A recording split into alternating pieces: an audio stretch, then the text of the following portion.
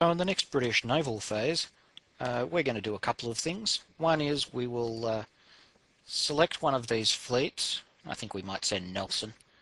And we're going to have them come out here to provide some sea supply into Finland. In this case, all the possible places he could go to were surrounded by white, and I was able to click in one square and it just moved the fleet all the way there. In other cases, you can choose to move the unit one square at a time. And then I'll select another fleet from this stack, and I'm going to might use the transports. And we'll put a corps on board. So we'll put the cavalry on board the transports. Is there room for another corps? No, there isn't. And the transports will just step out here to the sea area off Holland. We'll click on the transports and then out into the sea area. And then the third fleet can take the infantry corps and do the same thing.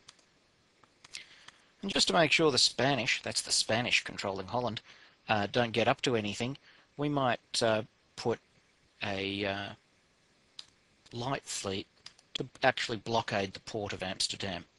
The reason I didn't put the invasion fleets into the blockade box for the port is that if I do so, they can't provide supply to the land area.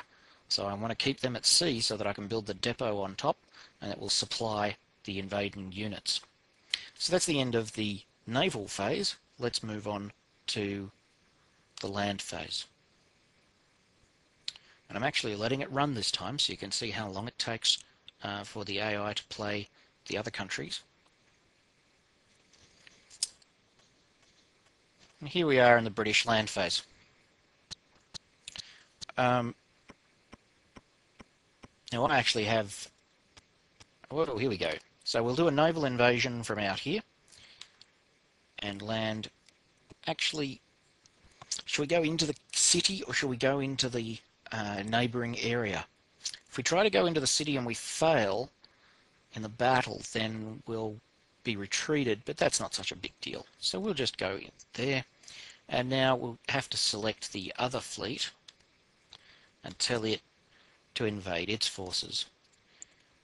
Notice that if I had put multiple corps on one fleet, all of those corps would have to disembark in the same place. Each fleet disembarks once. Let's put a depot on top of that transport. Okay, so they're going to supply this force here. That's good. Might bring these guards. By the way, the reason there's a Prussian here is that I've given them access to British territory. They're my ally. Similarly, they've given me access through theirs, so I could march through Flanders if I wanted to. In fact, that's not a bad idea. Why don't we march up here, and we can create a depot and establish a land supply route.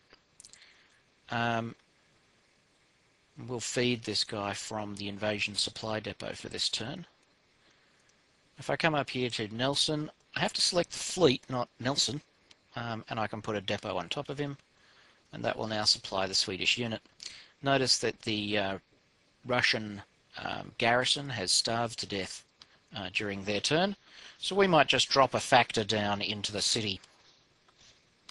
Whoops, dropping a factor into the city. There we go. And let's have a look down in Egypt, where the Egyptian corps, oh, Kushans Ali has fled. Well, let's hope that stays the case. Maybe this war will lapse. We might move them up here.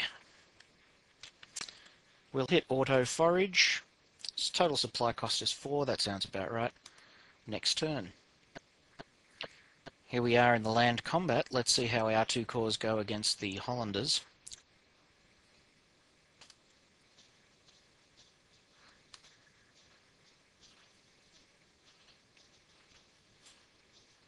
I think we will take Echelon yet again. And the Spanish are trying to withdraw and have done so successfully. Okay. Seems a bit odd to me, but there you go. And we will try to assault the city. We got over the walls, excellent. And we've destroyed the defender. So now we can drop a British factor into the city. Select the corps that we want to drop the factor from, then click on Detach Factors, one factor, OK. And that's the end of the land phase.